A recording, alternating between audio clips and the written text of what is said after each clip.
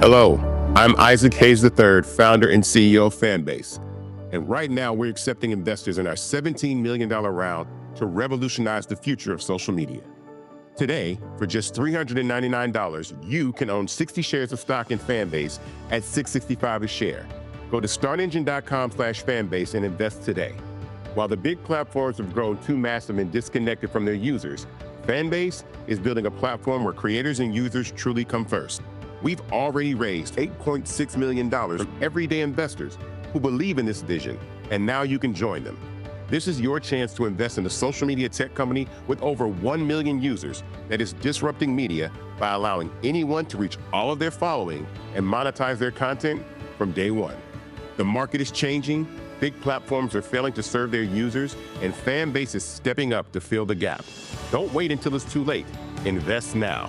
Invest for yourself and your future. Go to startengine.com/fanbase and own the future of social media.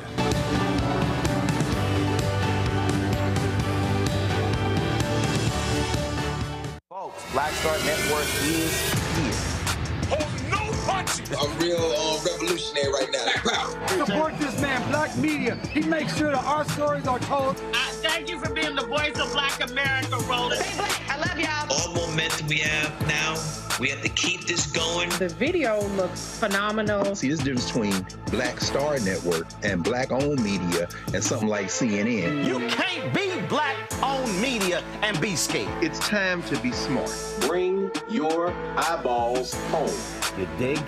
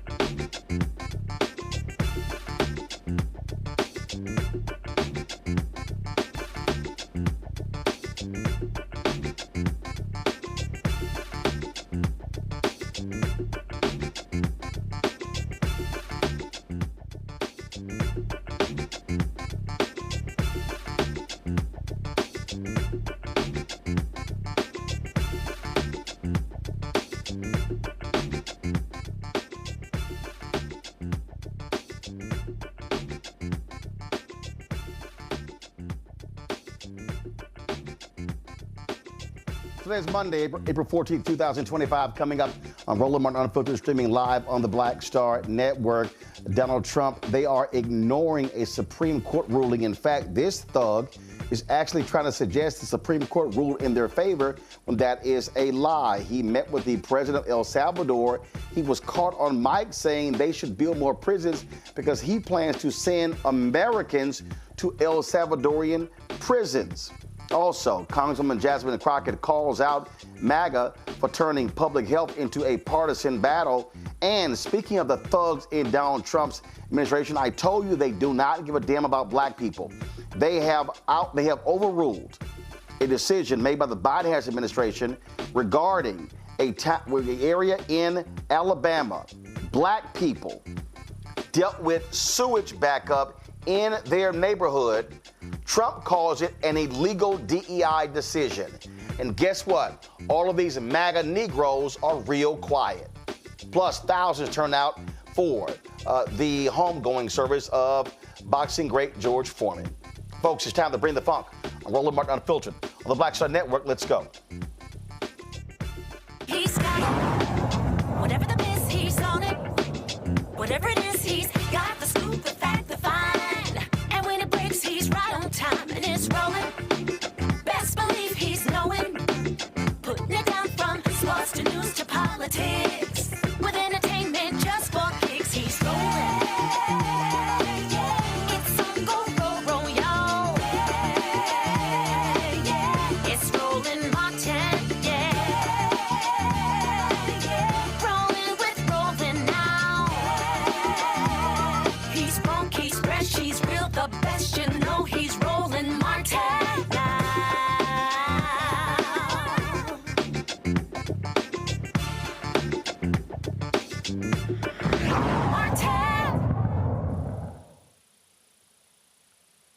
Folks, I have told you on numerous occasions, Donald Trump and MAGA does not give a damn about black people. Here is the 1,272nd example of that. The U.S. Department of Justice, they've ended a landmark agreement that was meant to fix long-standing sewage problems in Lowndes County, known as the Black Belt in Alabama. The decision follows a directive from the Trump administration, an executive order that bans federal agencies from supporting diversity, equity, and inclusion efforts. Now, these idiots are declaring that this agreement is DEI. Now, folks, this takes place 30 miles from Montgomery, the state capital of Alabama, the heart of the Black Belt, where more than 5,000 homes in the county, or 60%, have failing or inefficient sewer systems. That's thousands of families, many of them black, living with sewage in their yards or backing up into their homes. Lowndes County, 9,800 people, folks, and the county is 72.5% black, 25.9% white. Generations have endured raw sewage in their yards, not because of poor choices, but because of poor infrastructure and government neglect. That's why the Biden administration launched an environmental justice investigation in 2021, which found that Alabama's public health officials failed to protect residents from wastewater hazards. Catherine Coleman Flowers, the CEO of the Center for Rural Enterprise and Environmental Justice. She's going to join us tomorrow to discuss this, but I'm going to discuss it right now. My panel, Dr. Omekongo Dibinga, Senior Professorial Lecturer, School of International Service, American University, author of Lies About Black People, How to Combat Racist Stereotypes and Why It Matters, D.C. Tommy Christopher, editor, Mediaite out of Tuckerton, New Jersey. Eugene Craig, CEO, X Factor Media out of Baltimore. Eugene, I'll start with you. All of these MAGA people, where are they? These black MAGA people. It's amazing how quiet they are. So this decision impacts black people in Lowndes County. The Cancer Alley decision to stop that lawsuit against petrochemical company affects black people in Louisiana. They stopped a lawsuit dealing with black people in voting in Texas. Donald Trump does not give a damn about black people. And all of these black people, all of those Negroes who were so happy, smiling and shucking and jiving at the White House Black History Month party, it's amazing how quiet all of them they are. Where's Michaela Montgomery? Where's C.J. Pearson? Where is David Harris? Where is, what's his name? Pinto. Where are all these folks? Where's that little girl from FAMU who's running around? It's amazing how quiet they are when these things are impacting black people and you don't hear peep. Look, the thing about this new wave of black MAGA is that, look, they don't, it's actually sad and disappointing, right? Because they don't care about black people. They just care about feeling slightly better about themselves for the poor decisions that they make. So, yeah, all they do care about is doing things like, showing up to the White House for a quote-unquote Black History Month event right after the White House, assaults Black history.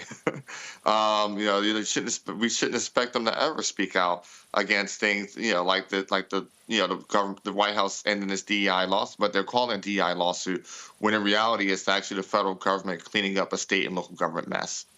We shouldn't expect them to reasonably, speak out. When, they want to shut down the Blacksonian, right? We shouldn't reasonably expect them to speak out when they want to erase Harriet Tubman and the true essence of the Underground Railroad from the National Park Service. We shouldn't expect them to speak out, when, the Pentagon says, oh, yeah, Jackie Robinson was DEI hire.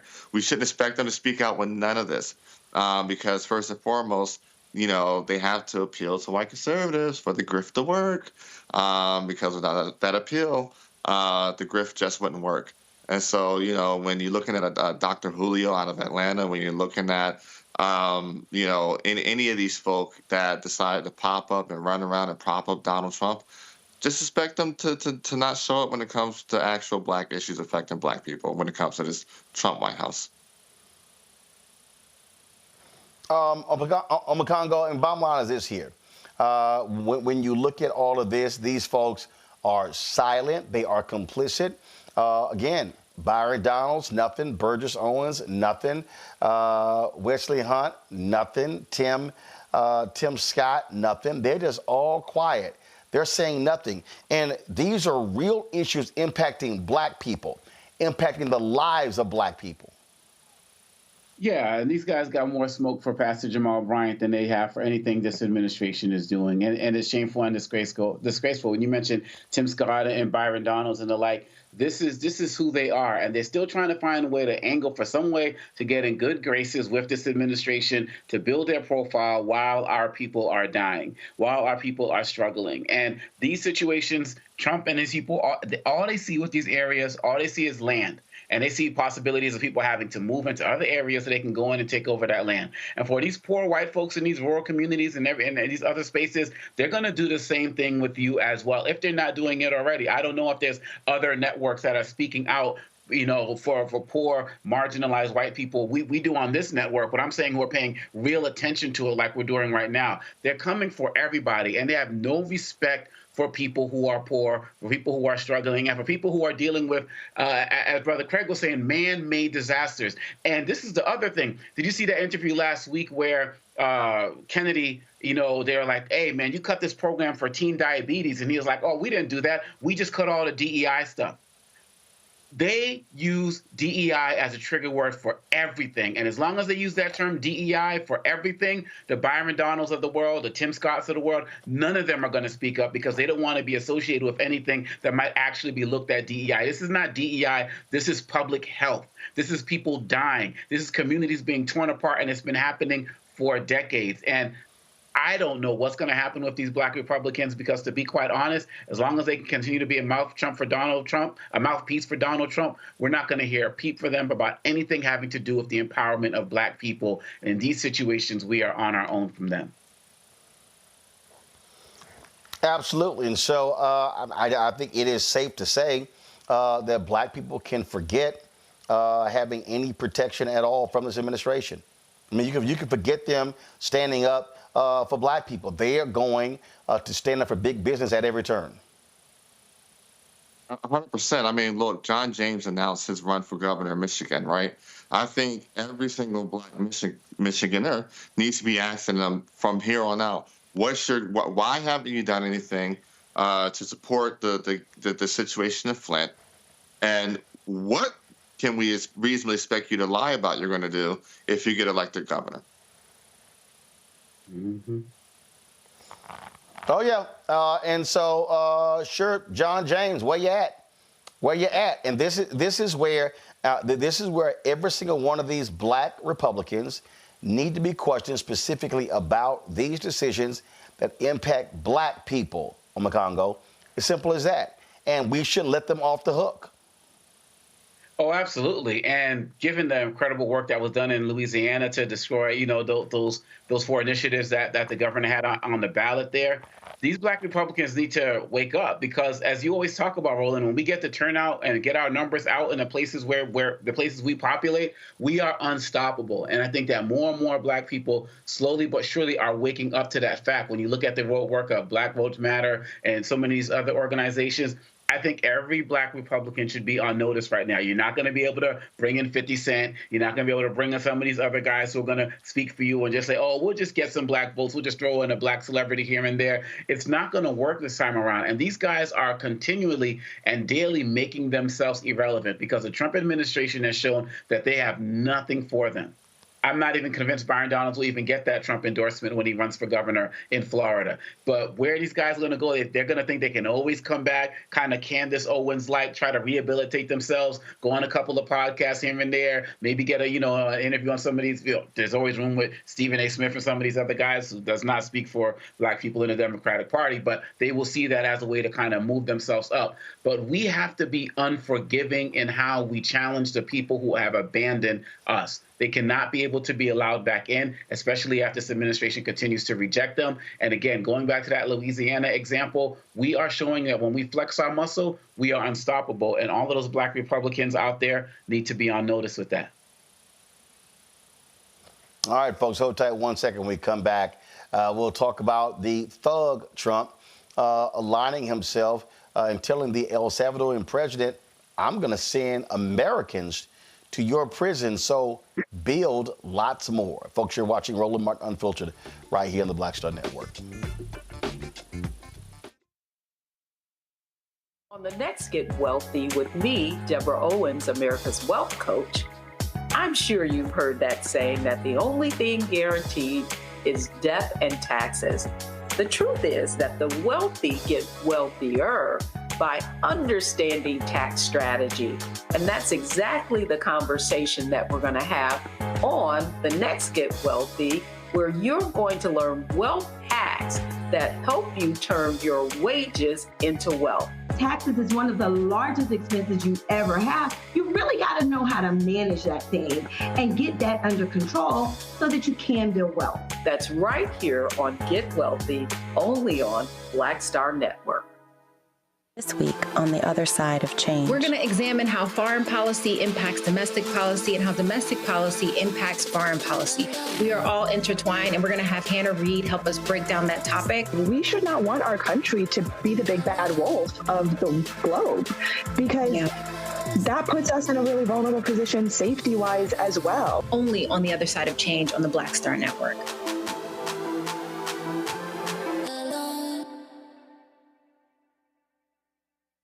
I'm Russell L. Honoré, Lieutenant General, United States Army, retired, and you're watching Roland Martin Unfiltered.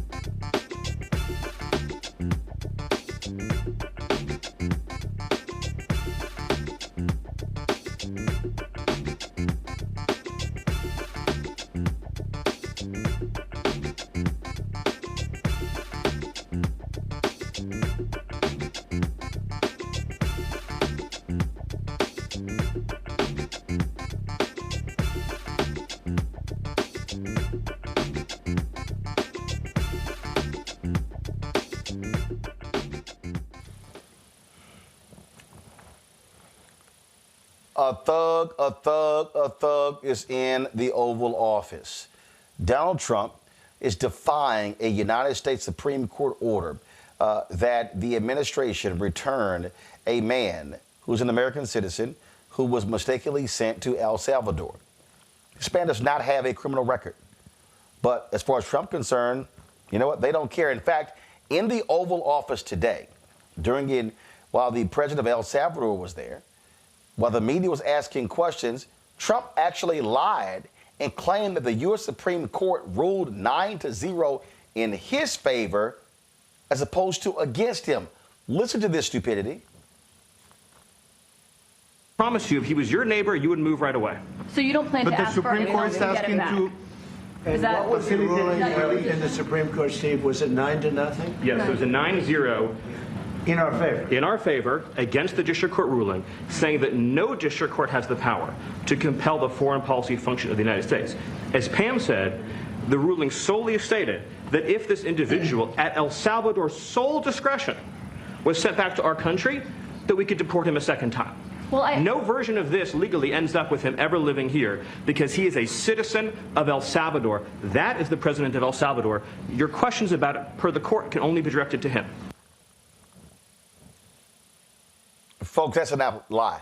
That's an absolute lie. That is not what the Supreme Court said. And in that meeting, the president of El Salvador said that he would not return Kilmar Garcia, claiming that he's a terrorist. There's nothing that states that this man is a terrorist. He's never been charged as a member of MS-13. Nothing. He made it up. But then again, I guess his mentor is Donald Trump. The two of them were talking and not realizing the live stream was still going. But Trump said, hey, you're going to need to build more prisons because I'm going to send American citizens to your prisons. Demanded the people wanted to change their weapons, and they wanted. He demanded they love you. Is Tommy there? No, I'm not your supporter. I want him to do, for homegrown criminals next. Yeah. I said, homegrowns are next. The homegrowns built. You got to build about 5 more places. Yeah, that's fair. All right. It's not big enough. Oh yeah, come on. So this is a much different office than you're in. So, on my Congo, Donald Trump says, I am going to send American prisoners to the prisons in El Salvador. I'm sorry, you don't have the right to export American citizens to a foreign country. So glad you used the word export because you can't use deport because you can't deport an American citizen.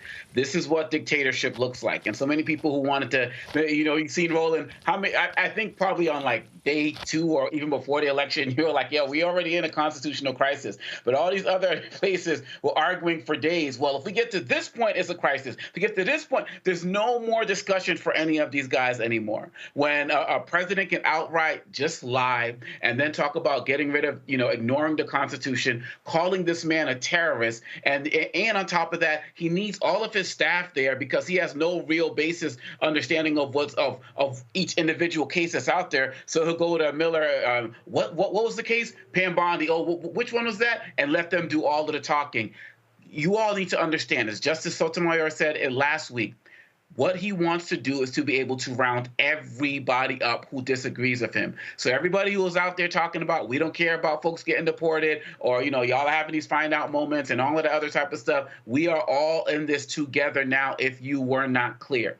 9-0 ruling under the Supreme Court, and he decided to ignore them wholeheartedly. Welcome to the dictatorship. And a dictatorship doesn't have to be everybody's under rule. It's just that the people that they want to be ruled over are the ones being ruled over. And so if y'all are not going to get this now, if you're not going to challenge this now, what are you going to do? People are talking about resting. What are you waiting for? Because really, at the end of the day, nobody is safe. And when they were in a court a couple of weeks ago, one of the judges asked, does that mean that they can just come up and round me up? And the attorney didn't answer. So if there's any question about whether this man is going to respect the rule of law, we all knew that this was the case. We all knew this was coming. It was emphatically made clear today. This man is not a terrorist. He's a resident of my state, and he was under temporary protective status under Trump's first administration. But now all of a sudden they want to call him this and snatch him off the streets and take him from his 3 children, one of them who's autistic, and do this to him. They can do this to him. They could do it to anybody. America better watch out. Eugene, I remember a whole bunch of these loudmouth FBA Negroes saying, oh, yeah, they can't deport us. They can deport them. They can't deport us because we foundational black Americans. What it sounds to me like, oh, we going to export you.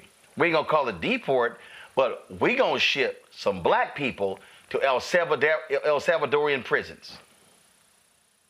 And look, he told him, say, you need 5 more of these things, and I believe that prison hosts 100,000 people.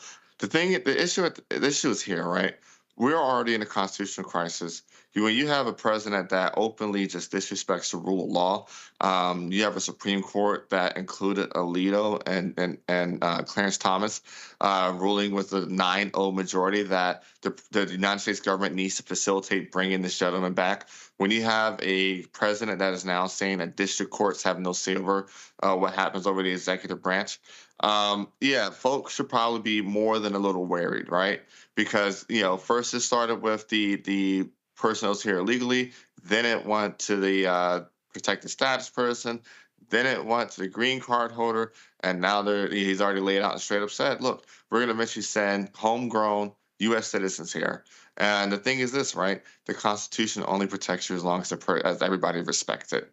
And we're at a point where Donald Trump is openly saying, after the Supreme Court, after district courts, after the Constitution, after your actual rights, what he says is law. And he has the full staff and no guardrails there to stop him this time around. So, yeah, these FBA folk that either set out the election or, they're standing on some other type of business, they might want to get their shit together pretty quickly. We could say you could be next. Folks and Republicans are allowing him to do so. Last week, they passed the SAVE Act, which is one of the most onerous voter suppression bills that is going to have a negative impact on millions of Americans. To help us explain this, Alex Ayla, Policy Counsel at the Lowndes Committee for Civil Rights Under Law. Alex, glad to have you here. There are a lot of people who are very concerned that if the United States Senate passes this bill, this is going to disenfranchise millions of people. I've seen some estimates ranging from 40 to 70 million Americans. Yeah, it's a real concern, Roland. We're basically at the point where we're hoping the Senate saves us from the SAVE Act. This is something that asks voters to register with passports or what they call enhanced driver's license, which are only available in 5 states, a U.S. passport or a birth certificate. Truly, how many people do you know that have one of those documents available? It's ridiculous. So the other thing they're doing here is they're banning online voter registration, which 42 states currently have. And they're saying every time you want to register to vote or every time you want to move, you have to show up in person with those documents. It's outrageous. Now, the good news is this just passed the House. It hasn't passed the Senate yet. And Leader Schumer has said it's getting no Democratic votes in the Senate, so it's safe for now.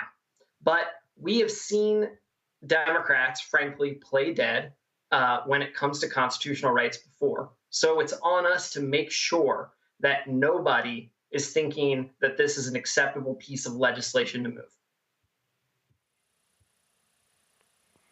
So here's the question then. How do we fight back? Yeah, I think what you need to do is you need to register to vote right now, right? Because the reason they're attacking the way we register to vote is because they know that this is one of the last tools in the toolbox to get them out of office or to hold people accountable. So register to vote right now. The second thing to do is let your lawmakers know under no circumstance is this acceptable. And that goes for Democrats and Republicans across the line. At the Lawyers Committee, we're nonpartisan, right? We're yelling at everybody equally at this point. So we're going to do that. Now, the second point is we're ready to sue if this goes through. And we're going to examine all of our legal options. But we've just heard in the previous segment, we're not waiting for the courts to save us. So the important thing to do is let people know right now how unpopular this is. Absolutely. And I just think people need to understand what's going on here. And this is an administration that does not care about the law. They believe they have supreme power. And when you have that sort of state of mind, you're not necessarily going to have a free and fair election in 2026. Absolutely. And you know what? They already tried to do this. They tried to pass an EO that has a lot of the same elements of the SAVE Act. So they're trying to take two bites of the apples here. They've got an executive order saying, oh, only voters when they register can only have these certain type of documents. And then they've got this bill over here trying to do the same thing. They know the executive order is unconstitutional, and they likely know that the SAVE Act has no chance of passage through the Senate. But they're taking every single opportunity they can to undermine the rule of law and attack voting rights. And that's why it's important that people stay in this fight and register to vote.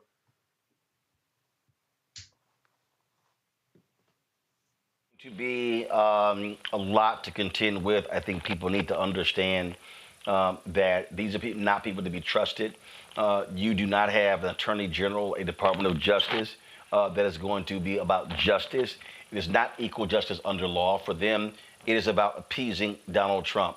And so this will be, for the first time, frankly, the DOJ that we cannot look to be impartial and to give and to hold people under the rule of law, because these thugs running the administration are going to do whatever they want. I think that's right. And I think it's really ironic. For years, we've heard actors who want to suppress votes and discriminate say, oh, elections are up to the states. Elections are up to the states. That's why Alabama or Georgia can do this horrible thing to Black voters, right?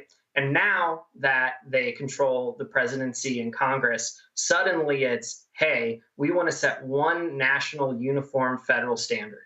It's hypocritical, but we expect that. We know it's about power. So what we're looking at is, okay, if you're going to, pass this, what's your baseline here? What's your rationale for doing so? And what we're seeing is the SAVE Act is just the same zombie ideas of a solution in search of a problem.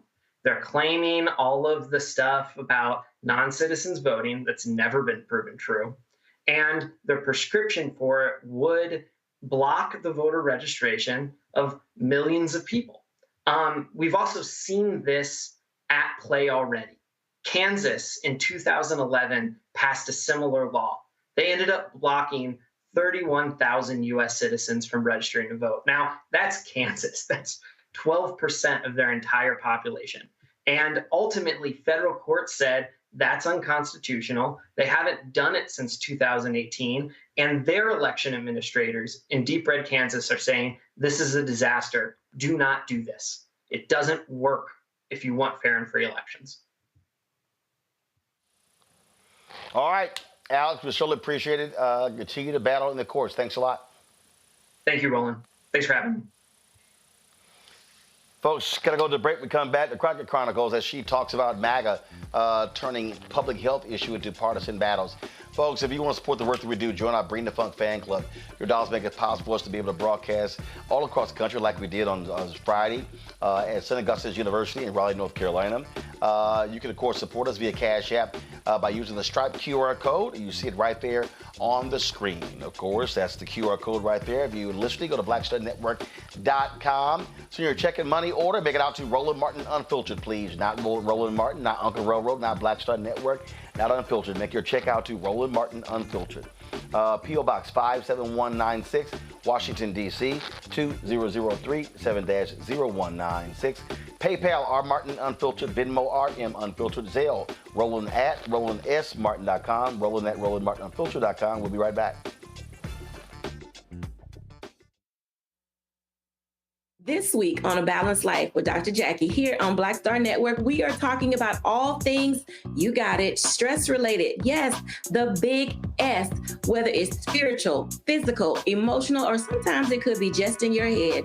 Stress has a way of manifesting itself in our lives in such a way that it disrupts who we are and who we're in the process of becoming. Stress is just as bad as a lot of the physical ailments that we think of. That's all next on A Balanced Life on the Black Star Network. Hi, I'm Vivian Green. Hi, I'm Wendell Pierce, actor and author of The Wind in the Reeds. Hey, yo, Peace World, what's going on? It's the Love King of R&B, Raheem Devon, and you're watching Roland Martin Unfiltered.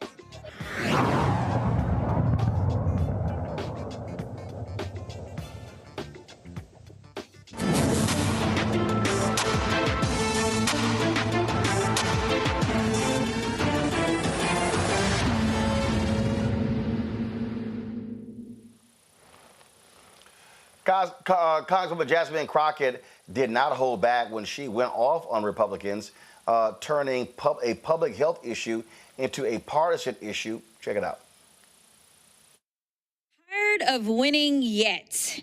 We are hugely winning. We have the best of the best, right? Wrong. That was sarcasm if you didn't catch it.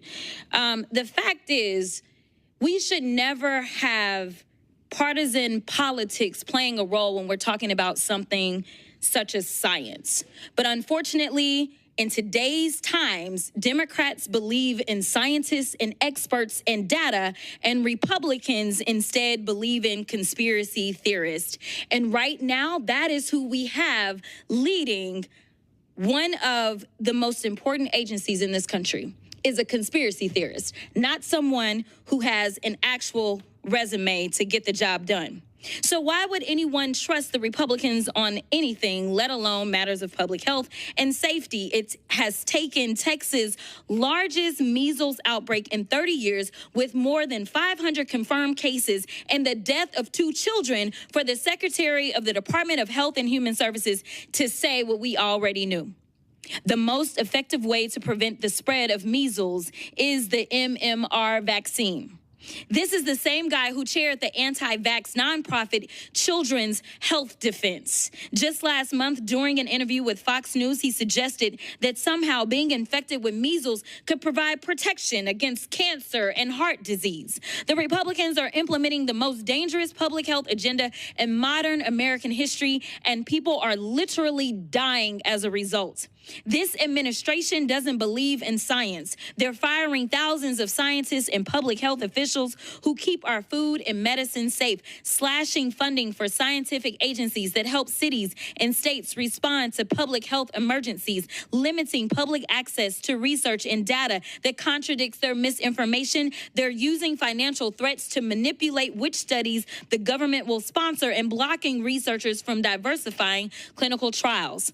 This reckless and chaotic approach will make it more difficult for the FDA to achieve its mission of protecting the public health of Americans. But there are 2 issues that I want to address before my time expires. Staffing at FDA has long been a challenge. The Government Accountability Office has identified several challenges at FDA as high-risk issues. One of the bigger issues the GAO has identified is FDA's extensive workload. Last Congress, the Senate held a hearing on the sale of unauthorized and illegal vaping products and e-cigarettes. During the hearing, Dr. Brian King, director of FDA's Center for Tobacco Products, testified that the volume of pre-market tobacco product applications is overwhelming. So FDA is instead prioritizing its enforcement responsibilities when it comes to e-cigarettes products. But just last week, Trump not only fired the director of FDA's Tobacco Center, he closed 2 entire offices responsible for drafting new tobacco regulations and setting policies. Dr. Kessler, in its 2025 high-risk report, GAO stated that, quote, stable senior FDA and center leadership remains of vital importance to the agency. How will this vacuum of leadership impact the public health and safety of Americans? It will put Americans at risk. But you, Congresswoman, you raised a very, very important point. I'm the only pediatrician on this panel today, right? And your constituents, please, the most important thing is what you said. If you want to prevent measles, please have your children vaccinated against that very dangerous disease. Thank you so much for that, Doc. And I only got 56 seconds, and I don't know if I'm going to go through my last question because you just, I'm looking at Greg to see if he's going to make me do it. Listen, I'm going to go off instead. Sorry. I appreciate the fact that you are an expert in this, and here's the reality. The Republicans, and definitely MAGA, loves to troll me in so many ways. And the reality is that I trust and believe experts. I don't believe that I know everything. I believe that I was elected by my constituents to make sure that I could keep them safe in all ways, making sure that they are not going to be victimized if they have, say, family members that are serving abroad because of Signalgate, because of that incompetence, making sure that they have access to vaccines if they need it, making sure that they can actually provide for their family because we have real economists that are the gentlelady's time is expired. Whether or not we are Gentlelady's engaging in a tariff war. Gentlelady's. I mean, Eugene, the reality is we are dealing with idiots. We are dealing with people who want to penalize others. And these people are about retribution. There's no doubt in my mind, and we're seeing it. We had 19 attorneys general state that their states have not gotten FEMA money that has already been authorized. It's the bottom line. They want, and so when it comes to public health, they don't mind killing people. RFK, when he was asked about massive cuts in his department, he had no idea. He didn't know who the hell he made the cuts. And so these people, and I'm telling you, we're on our own. We're going to have to depend upon state health departments and county health departments and the city. We cannot depend on the federal government because we have incompetent thugs who are in control. Look, it's funny because the party that prides itself on being pro-life is now essentially pro-death. And I agree with you. At this point, we do have to rely on states. We do have to rely on cities. We do have to rely on strong organizations, right? I think some of the states should be making compacts now where, they're data sharing with each other so they can make emphasis on what's going on, being that there won't be any national outlook or data sharing when it comes to a lot of, diseases that kill people every day. They're looking at this measles outbreak and, and what, Secretary Kennedy is refusing to do. You're looking at North Carolina, right, which, Donald Trump is literally penalizing North Carolinians that just went through 2 major hurricanes. And so, and a lot of this is being backed by DOJ, right? That's the real issue here, is that they're trying to figure out every dollar they possibly can cut. So they come back and say, oh, we cut all this money from the federal budget. Look at what we saved the taxpayer. When in reality, they're just going to find another way to spend it. I'm going to go, again, I keep telling people, you can forget how we have looked to the federal government to lead in the past. That is gone. That is not what these people are about. These people are absolutely, positively about them doing whatever they want and to advance their hardcore right-wing MAGA agenda, which is all about big business and profit, profit, profit. Oh, absolutely. And I would say in addition to us being on our own, it's like we're on our own in terms of having to protect ourselves from them. It's not even just that no help is coming. We have to do the work to protect ourselves from what they're bringing into our communities. When you talk about that measles outbreak in Texas, I saw the story where there was a doctor, who actually had measles in this meeting with other parents and kids talking about, oh, yeah, I'm on like day 2. I'm doing a little bit better now. No mask or anything, just sitting there, just spreading it. And measles is one of the most contagious diseases out there. And parents in there like, oh, God has blessed you and all of that. These are the things that help lead to the outbreak. And when they're putting out these types of issues, whose health is more at stake? People in these black and brown communities, we are going to suffer the most. And this connects to our first story about the sewage. The black folks in that community didn't make the sewage problem. The government did. And so in addition to us being on our own, we have to go the extra step to protect ourselves from them. Because just as Eugene was saying, these guys are they don't care if people die. They don't care.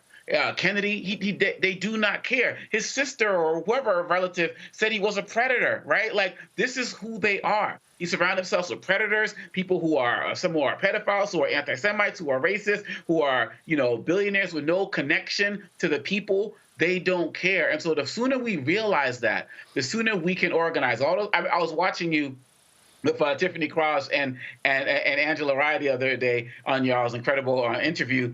And one of the things that Tiffany Cross said, like, all y'all people who said, oh, if it was back in the day doing slavery or whatever, this is what I'd be doing.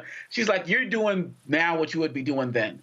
And so if the people aren't getting organized now, who aren't rallying their communities now, who are not doing what they need to do to protect themselves now, whether it's talking about physically, psychologically, mentally, if you don't do it now, it is going to be too late, because we don't got time to wait till the midterms. The action and the organizing and the fighting needs to happen now, because all of their anti-everything agenda is going to hit us first, and it already is. Oh, absolutely. And folks just need to be aware of what is happening here. All right, y'all, going to a quick break. We'll be right back. Roland Martin Unfiltered on the Black Star Network.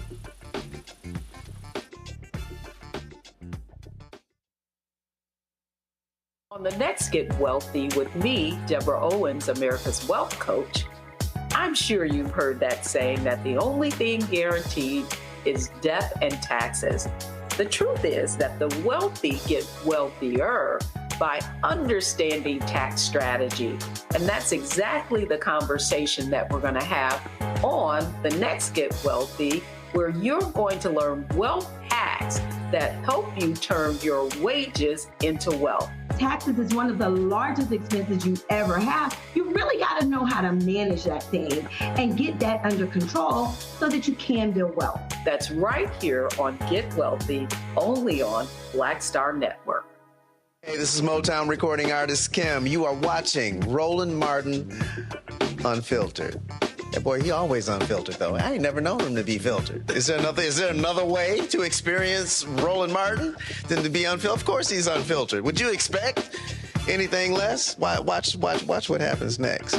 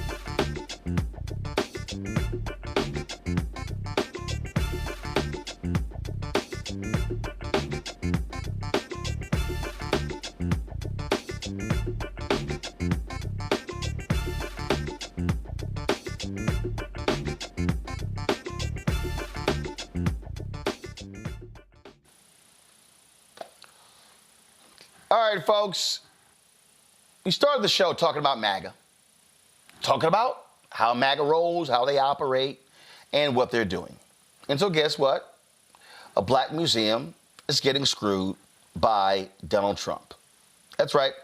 Boston, the Museum of African American History, oldest in New England, says their future is now in question because the federal government pulled a $500,000 three-year grant from the Institute of Museum and Library Services. The money was meant to support staffing, school field trips, and educational programming. But get this, the museum's leadership was notified that the grant was being terminated effective immediately. Why? According to the letter, the museum no longer aligns with the priorities of the White House under the Trump administration. Of course, this comes weeks after Donald Trump targeted the Smithsonian. Here's the whole deal here. And I'm going to say this again, and we said it when it comes to Lowndes County, when it comes to all these other different places. These people don't give a damn about black people. Donald Trump is a white nationalist. Stephen Miller is a white nationalist. MAGA's agenda is white people, white conservatives. They do not care. Now, we tried to warn folk. We tried to tell folk why voting must matter, that this is going to be an all-out assault on black people. But no, some people didn't believe us. Some people were like, oh, you're shielding for the Democrats. Oh, you're just saying these things. You're trying to scare us to come out. Well, they're going after all this black stuff. And again, all these little FBA people, oh yeah, that's right. We're going to stay at home. Y'all, look at what's going on right before our very eyes. What did we say at the beginning of the year? What did we say at the inauguration? They want to completely decimate the entire black economic civil rights infrastructure. They want to erase black people. They want to erase black history. They want to erase history books. They want to erase black museums. They want to return Confederate monuments and plaques and other symbols. I wrote an entire book called White Fear, How the Browning of America is Making White Folks Lose Their Minds. What we are witnessing is an all-out assault on black people. This is not hard to see, Omekongo. And guess what? We're just in month 3. People had better brace for impact because they want to wipe out everything black. Every single thing. And that museum, you know, for me, that's home for me. I've been there, you know, over the years. It's been an institution for us. And people need to really understand, Roland, that when you say everything, you actually mean everything. Whether we're talking about corporate spaces, whether we're talking about university spaces, whether we're talking about the museums, every single aspect, whether it's talking about the Kennedy Center, every single aspect he is coming for. And when you talked in many of your interviews about the idea of people Generation X and younger not making, you know, taking withdrawals out of the bank account of black civil rights and activism, but not making enough deposits, this is that moment that we are in right now. We were already not getting enough history in our schools. We were already not getting enough representation in corporate spaces. We were already not getting enough of government contracts. And so whatever little it was, it's all going to be less, if not completely diminished. And so at what point do black people wake up? We know that we are one of, if not, you know, the largest consumer base in this country. What conversations are we talking about as it relates to reevaluating our dollars and the money that we could be possibly needing to send and fundraise for some of these organizations and churches and associations that are being taken out? This is on us to do. That's why the word is on us, because it literally, onus literally means on us. And so when will people get the wake-up call? As I said earlier, not time to rest, because before you know it, something that you value, they're coming for it next. And they may have already come for it, and then you're going to go and try to get those funds or get that information or get that research or get that internship, and it's going to be gone. And lastly, we have to remember, like you talked about in your book, White Fear, they're not even just doing this out of disdain for us. They're doing it out of fear of what young white people will learn about our history, and they will be inspired to get out there and never want to repeat the mistakes of the past, and they're going to want to unite with us, just like we saw during the Black Lives Matter movement, and they are terrified of that. Oh, I'm just telling you right now, Eugene, these folk better brace for impact. They want to destroy everything black. Listen, folk better brace for impact in a major way. They said they were going to do away with DEI and then declared everything DEI so you justify doing away with it. Yeah, I was sitting back here thinking, like, literally less than a month ago, it was, oh, jokey, haha, yeah, we would never send, export, people, really just black and brown people to a prison in El Salvador. And what did we see today? Hey, you need to go buy, build 5 more of them. We're about to send a lot of people your way. Whether it's, the head of Black History Museum at the Smithsonian, whether it's the Joint Chiefs of Staff, whether it's, an insert black person here, Black America is under attack by this Trump administration, and people better get more prepared than they are now, because if you think the last 3 months have been crazy, you got another 21 months to go at least before you got opportunity to put a hard stop and brakes to this thing. Yeah. And again, if people want to just just keep playing games and keep acting like this is no big deal, we're going to see more and more stories like this repeatedly. All right, folks, today in Houston, George Foreman was laid to rest. A huge turnout at the Wortham Center to recognize the Houston native, of course, two-time heavyweight boxing champion of the world, who later went on to be a major pitchman of products in the country. Here is one of the tributes at today's funeral. Good morning. First, I'd like to thank Joan and the family for allowing me to say a few words about George. George was boxing when I met him, but I never knew George the boxer. I only knew George as the man. People always ask me, how did you meet George? We grew up in the same neighborhood, so most, oh, you grew up with, no, George 5 years younger than me. He was a little boy when I was growing up. But when I met George, I came to understand that George was pure. A lot of people, and even he says when he was young, he was a bad boy. But I realized George was never a bad boy.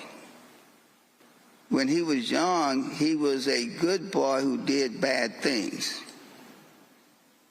He says he was converted. He was never converted. George was always good. He just learned who he really was. He learned his foundation. How did I meet George?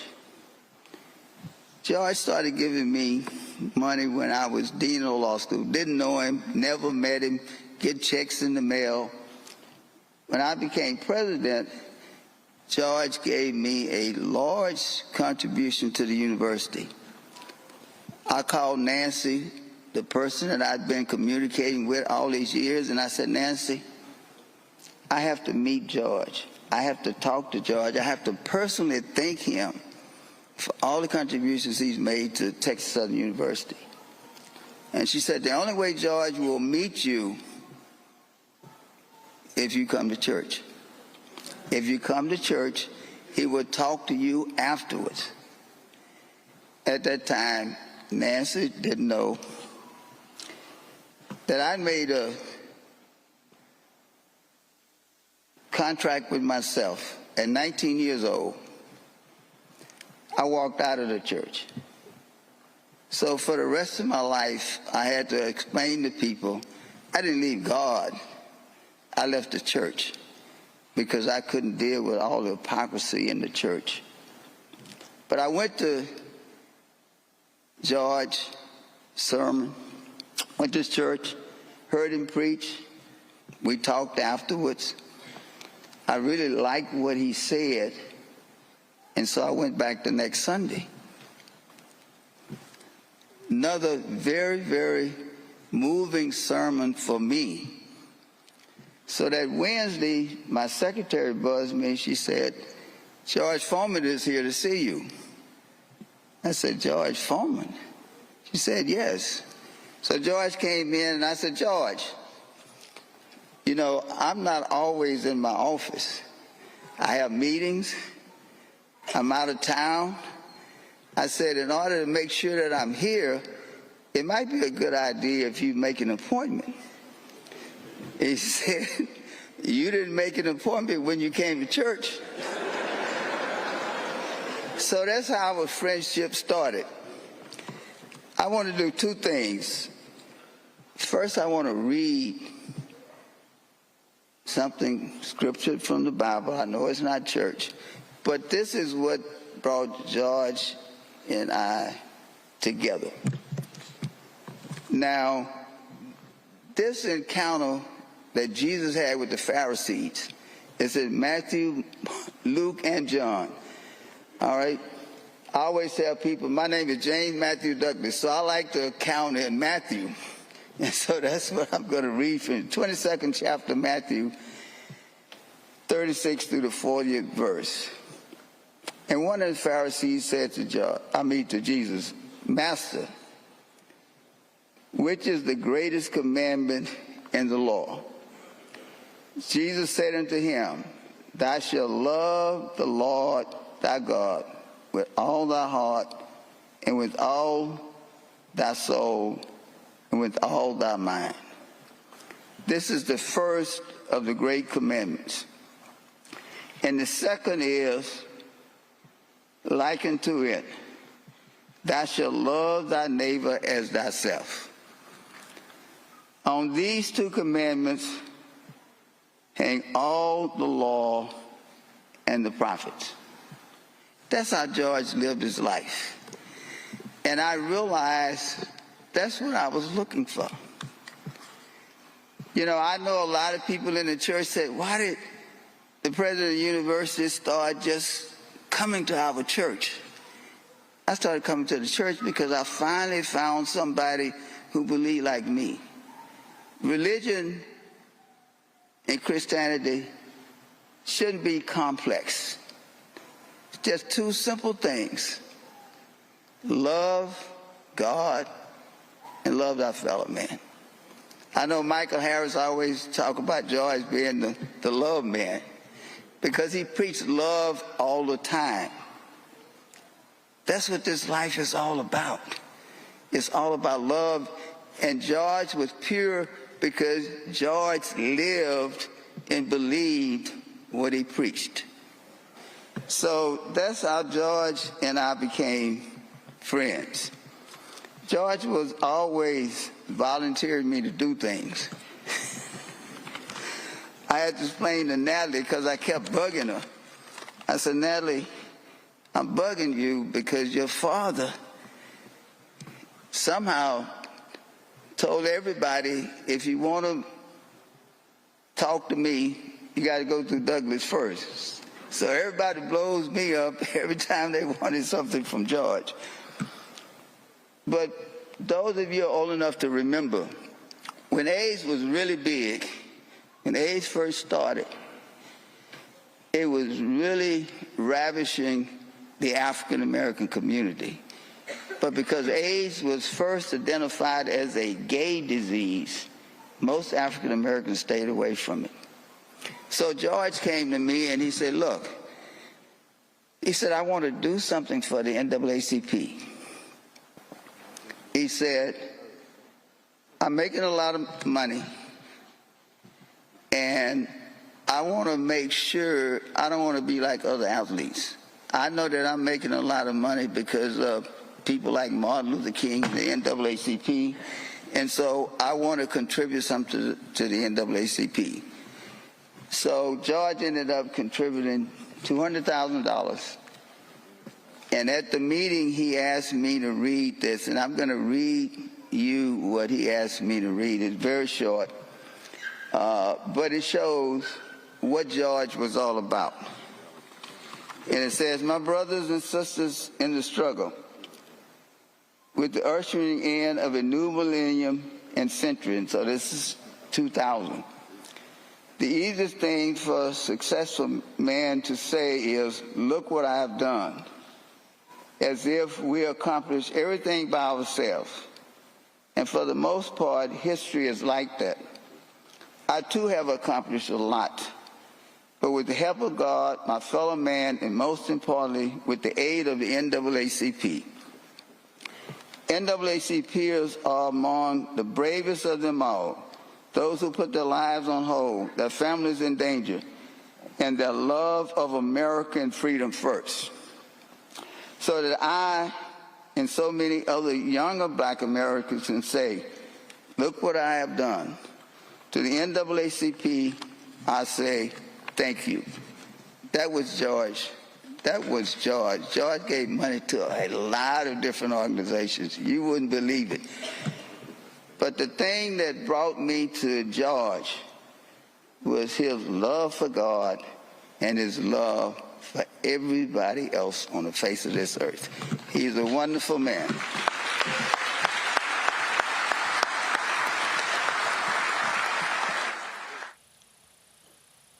Folks, that was James Douglas, former president of Texas Southern University and former head of the Thurgood Marshall School of Law there at TSU. And so we live streamed that whole service. If you want to see that, go to the Black Star Network YouTube feed or our Black Star Network app to actually check all of that out. Omekongo and Eugene, I appreciate you. I've been on today's show.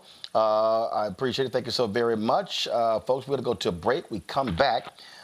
We got a fascinating interview with a book author, folks, and we really talk about some really critical information. And again, first of all, let's be real clear. We're now living in the age where you can't even read books about black people. But Sandy Hudson and I talked about her book, which is called Defund: Black Lives, Policing and Safety for All. And she talks about defund the police and why that is a phrase that we should not be afraid of and should not run away from. That conversation is next, right here on Roland Martin Unfiltered on the Black Star Network. This week on The Other Side of Change. We're going to examine how foreign policy impacts domestic policy and how domestic policy impacts foreign policy. We are all intertwined, and we're going to have Hannah Reid help us break down that topic. We should not want our country to be the big bad wolf of the globe, because that puts us in a really vulnerable position safety-wise as well. Only on The Other Side of Change on the Black Star Network.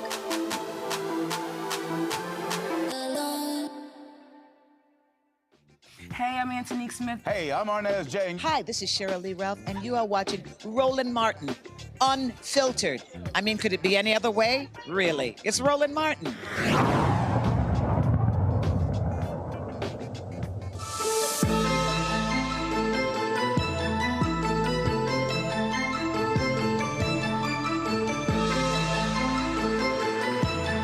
Sandy, if there's one thing that has been volatile, that has been outrageous, wild, crazy, you name it, over the last 5 years, it has been this phrase, defund the police. The right has used it to demonize Democrats. Democrats have run from it left and right. And a lot of people literally have no idea what the true intent was and what the meaning was.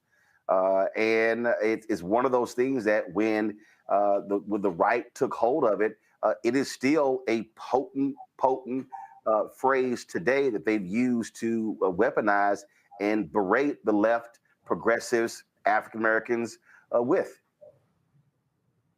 You could not be more right.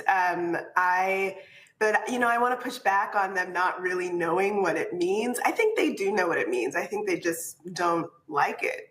The phrase to defund the police, what we're talking about, is really removing resources from the police and putting them into services that would actually make our communities safer and more secure.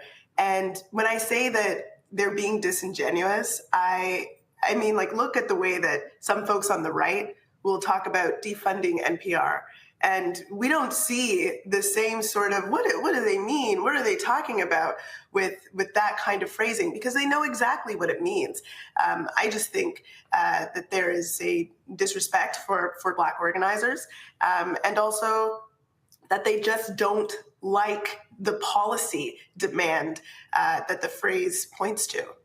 But you even have African Americans who have reacted in a volatile way to the phrase. And I remember covering this from the beginning, and what you laid out was exactly what we talked about. What we talked about was when folks said defund the police, they were talking about how do you redirect resources. In San Francisco, one of the things that they did was when they did their analysis of people who were impacted by police actions, that when there's a mental health issue, you're sending police. We examine on my show the shooting death of Kajima Powell, the young brother. This is after Michael Brown's death. And I think we played on the show, and I timed it, and I believe it was 16 seconds from the moment the police door opened to when the first shot rang out. It was literally 16 seconds. The case in Dallas, I can't remember the young man's name, but the mother calls, and he's having a mental health episode, and he's playing with the screwdriver. And she opens the door, and she walks out, and the police are there, and then they're put it down, and he's literally playing with it. He's not lunging at them. Next thing we know, shots fired, he's dead. And what people who argue about defund the police, they say we should be sending mental health experts on those calls and not cops who are trained, or some who are trained, to shoot first, ask questions later. 100%. I couldn't agree with you more. I tell a number of additional stories in the book about incidents like this where people are going through some sort of crisis and require support, require help. But right now, in most jurisdictions, and some places have started to change this, have started to take some resources that were previously going to the police and using it to create a different sort of mental health emergency service. And that's what people need in those moments. But for most places, all they have access to in a crisis is the police showing up, and they are not equipped to deal with mental health crises. One of the stories I tell in the book is when I was in Toronto doing some activist work after a vigil we held for Abdirahman Abdi, who was killed by Ottawa police in 2016. We were exiting the vigil that we held. We were exiting the venue, and the venue was surrounded by police officers because at that time the police were following us all around the city, even though it was a really somber event. And, we exit the venue into the night, and a Black man came running down the street, and he was screaming or wailing, just inconsolable, it looked like. And the police who had been there to really surveil us, they hopped on their bikes, they took out their batons, they took out their tasers, and they started running after this guy. And myself and my colleagues, we also started running after him to try to make sure that the police wouldn't harm him.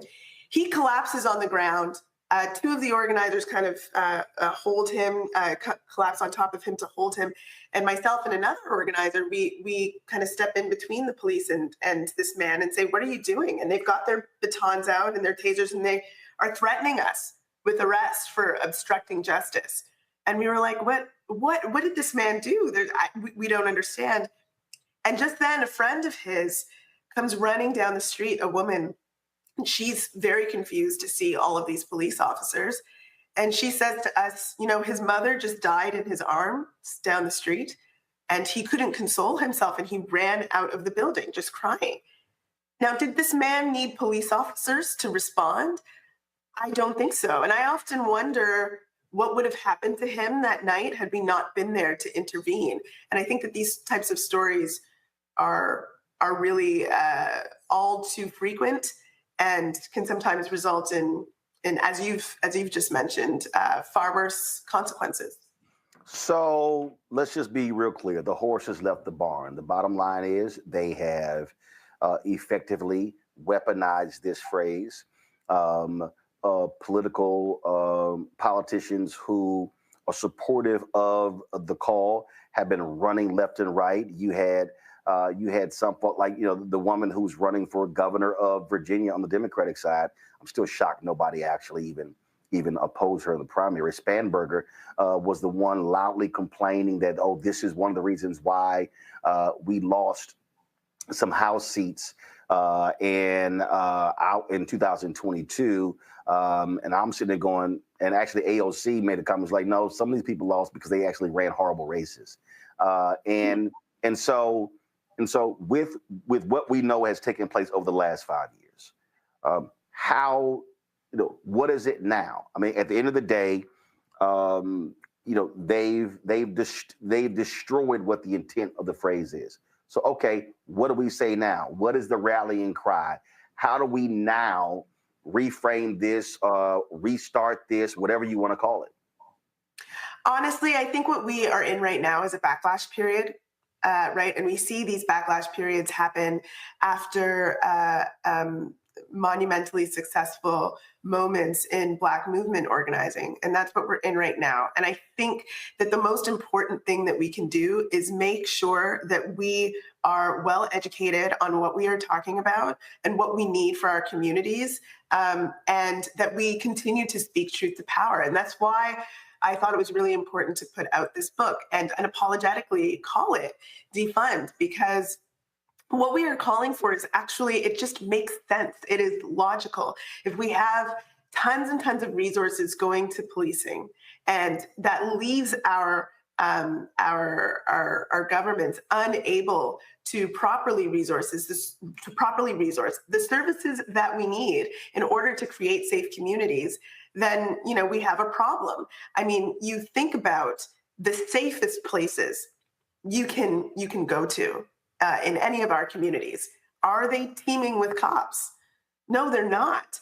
And by and large, police officers, they're wielding violence and they're making our communities less safe. And so I think we need to be clear-eyed when we say, this is a massive problem that is most urgent for our community. And we need to be unapologetic about saying it does not make sense to give more money to the police. We need to take those resources away from the police and put it into services that will actually help keep us safe.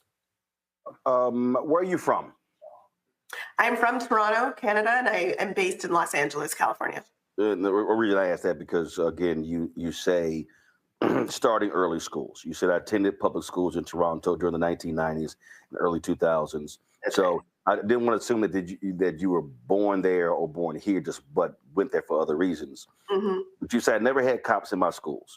There was the odd fight between kids, but by and large, my elementary and junior high schools felt very safe, perhaps exceptionally so. The reality is, and I think anytime there's any conversation, I'm all about, how do you look backwards? There's a phrase in television, we call it back timing, that when you do a television show, you don't build the show at 0 to 60, you actually build it 60 to 0, back timing. And to me, when we talk about this very issue, we have to back time. We have to literally say, okay, you have to literally go back. How did police start in this country?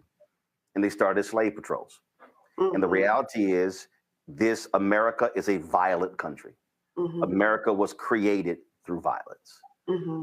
It was created through war. Mm-hmm. The idea of how do you grow America? Violence. And the reaction in this country, the reaction to anything, crime goes up, more cops, more cops, more cops. When the reality is, police actually don't prevent crime. That's right. They don't. That's not what their job is. Their job is to curtail, to then, after something happens, apprehend whoever committed the crime, but it's actually not. Death penalty does not stop people from committing murder. It does not. It doesn't. So that is the reality. So if we're talking about having to reimagine, that's what I keep getting at, restart, whatever you want to call it. Who is doing this concept? Who is doing it well? Who can we say, look, and no disrespect, and it has to be in the United States. It can't be in some other country. Who in this country, what city, what county, what town are effectively doing this, that we can then say, here is an example that they are doing this and it has resulted in positive results. Mm-hmm. Yeah, the origins of policing are, as you say, and I write about this in the book, are very violent. And it all has its root in enslavement, certainly, in the United States, in the Caribbean, in Canada, and the United Kingdom. It was actually all really related, and it still is.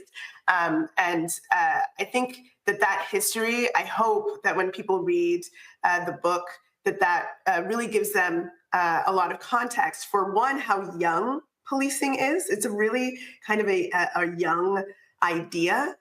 which I think means that it can certainly be transformed.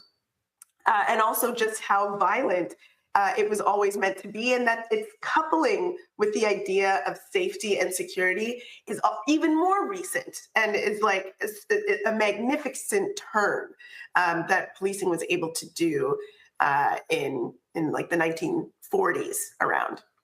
And so where are they doing it well? Well, here's the thing, right? Like I actually don't think that policing itself is the solution for safety and security. So where are they doing policing well? There's no answer to that. But I do know that in Arizona, in Oregon, there are these programs where they've started to, again, resource different sorts of services that are working quite well. So services for homeless folks, for example, that have nothing to do with police response, nothing to do with corralling people up and arresting them and responding to them in a carceral way, but actually giving them resources that they need to respond to the needs of homeless people that is better for the entire community. And also there are a number of resources for people who might have addiction problems that can lead to issues with criminality or with homelessness and so on, treating that like a public health issue and responding to folks' needs from a public health perspective, seeing it as a health issue rather than as a criminal issue, also is much safer for everybody in the community rather than forcing people to engage in underground economies that can become really unsafe. And so I think, just like you've said, we need to focus on prevention of violence, prevention of harms in our communities, rather than these kind of gotcha moments that really don't do anything, have nothing to do with crime rates. Another example would be how we engage with traffic stops. Like it's a choice to have the police engage in high-speed chases or stopping people on the highway to try to investigate them. And we have very little rights when it comes to that. But there are safer ways to make sure that we are safe on the roads, whether it's the way that we do infrastructure or having civilian responses to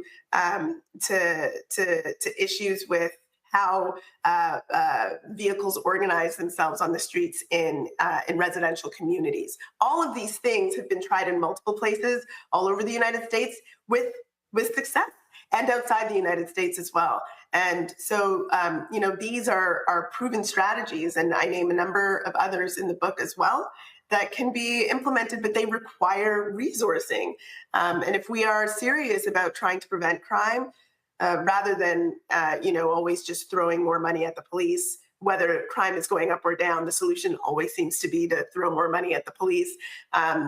If we're serious about preventing harm, preventing violence, that's what we'll do.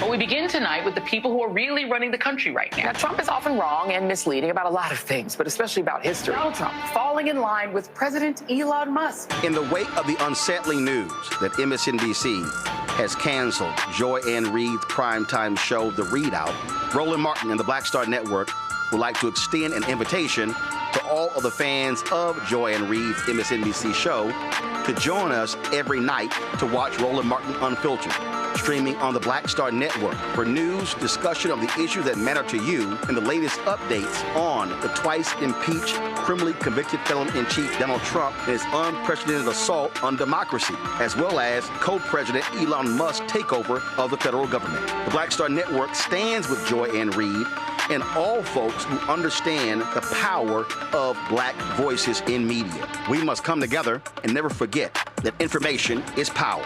Be sure to watch Roland Martin Unfiltered weeknights, 6 p.m. Eastern at youtube.com/Roland S. Martin or download the Black Star Network app.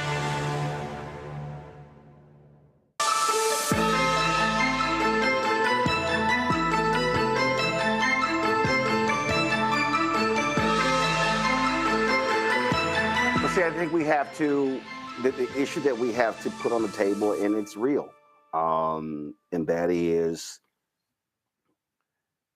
even when you factor in race, I mean, look at the last election, 71% of the electorate was white.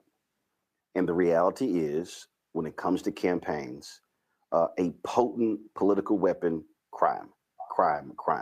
Absolutely. Scare white voters. But here's what happens, though, but it also is equally effective for black voters. Because black folks is about, typically, if you're African American, high crime in the neighborhood, you want to feel safe. And so, but our view and reaction to police is actually different. Because it comes down to trust. The reality is, white people in America really, really, really trust the police. Black people want to be safe, but we ain't necessarily trusting the police.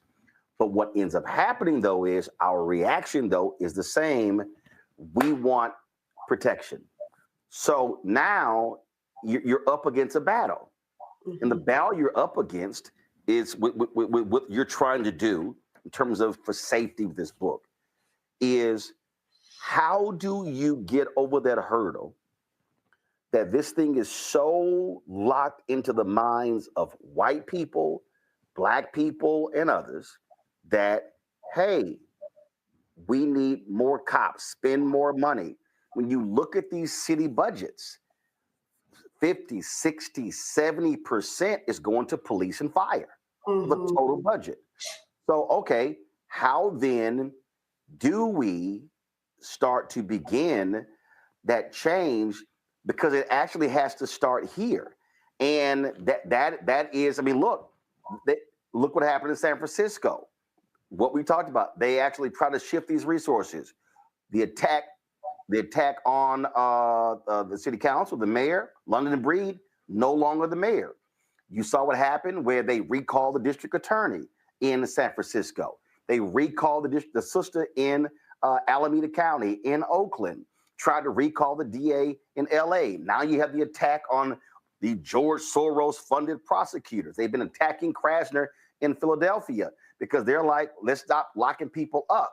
Oh, they're attacking cash bail. And so everything that has come out of the defund the police movement, they are attacking as this is why crime is going up and this is why businesses are leaving. And that is a potent force to contend with. So how do we re-engage this discussion? Really, really important question. It is so clear to me that we have to decouple the idea of safety and policing. And of course, people want to be safe in their communities, and that's what they're responding to. You know, when we hear these reactions to defund the police that may not be as malicious as some of the reactions I was describing before, where people are a little bit confused. You know, like what is this? How can you say that? The confusion is coming from this idea that police equals safety. We have to decouple that idea. You know, I talk about some of the hard facts, the numbers in the book. You know, how often are police solving these cases? Or, I mean, we don't even really have those numbers. How often are police laying a charge in a case of like a robbery or an arson or a fire? Very often less than 15%. What sort of service is able to fail so consistently like that and continue to get funding? You know, it's outrageous. And so we really have to see policing as a service that we have tried to use to respond to safety that isn't working. But I do think, you know, as you say, it's such a powerful tool for politicians. You know, if they are able to say, we'll be tough on crime, which every politician does every single election cycle, but nobody seems to be able to solve the issue of safety, right? No one seems to be able to say, well, I've done that. I've been successful on that front. I mean, it benefits them to be able to say every year, I'm going to be tough on crime. I'm going to be tough on crime. It's so easy to say something like that and to be able to say it again and again and again. And these specific issues that you've pointed to, where we're seeing, again, this backlash period, all of these programs that have been started and even trying to be pulled away. The program that I mentioned in Oregon is one of them. It is just miraculous to me that policing has had about 150 years to fail consistently in providing safety to our communities over and over and over again. We end up in these cycles of dealing with police corruption or violence. I mean, the earliest police report that I read talking about how they needed to fix issues with policing was from the late 1700s. And I mean, this cycle of issues continues unabated. It's had over a century to fail again and again. And we try something new for, how long does it take to set up a service? It takes some time to set it up. We try something new for the last 3-ish years in response to 2020, and people are already trying to tear them down. You need to give these things. First of all, not even already. I mean, look, I have been laying out to people what like this period that we're in. Well, first of all, George Floyd is murdered on May 25th, 2020. Mm-hmm. And I was literally saying, after that, with the protests, we saw the response from corporate America. We saw all these different things. And I did my best to try to frame this so people could understand. I was calling it, and I still call it, the third Reconstruction. Hmm. And the first Reconstruction obviously followed slavery. Mm-hmm. The second Reconstruction followed. Yeah, you had Brown versus Board of Education in '54, but it really was the lynching of Emmett Till, 1955. Mm-hmm. But I called the second Reconstruction, which went from 55 to 68.